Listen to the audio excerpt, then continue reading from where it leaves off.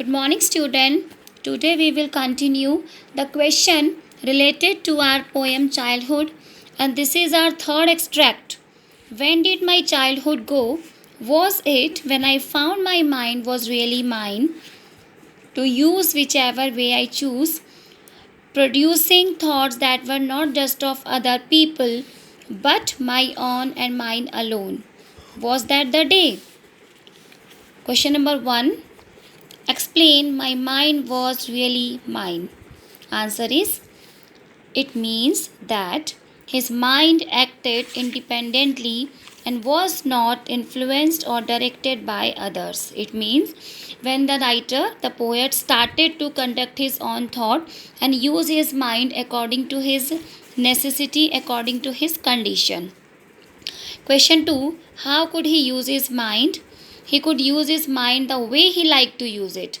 It means if he just want to tell the truth, of course he will do.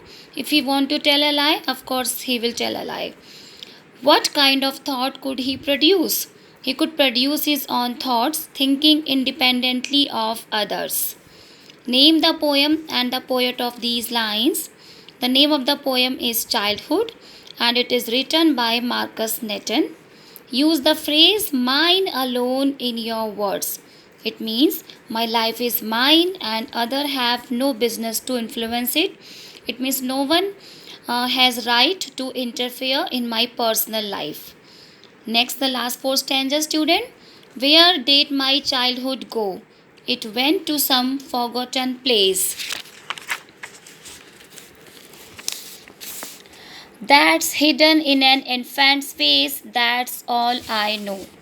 Question is, what does the poet frequently talk of? Answer is, the poet frequently talks of the loss of his childhood. Because all in four paragraphs, all in four extract, he is just talking about how and where he lost his childhood. Question 2, where did his childhood go? It went to a place that has been forgotten because he is not very much sure how and where he just lost his childhood. Where does his childhood lie hidden? His childhood is lying hidden in the heart of an innocent infant. Explain that's all I know. It means he knows only this, that his childhood seems to be lying hidden in the innocent face of an infant. Find a word in the passage which means a small boy. That's infant. Small boy means a child who is a newborn. It means a newborn baby called infant. So the poet here is thinking that he has just lost his childhood. He does not know the place. He does not know where and how he lost it. But he is just remembering that when he was infant or any child at the age of his infant, newborn child, having the innocence, having the clarity, having the godly and spiritual feelings, having the all kind of godly qualities and merits at the age of infant.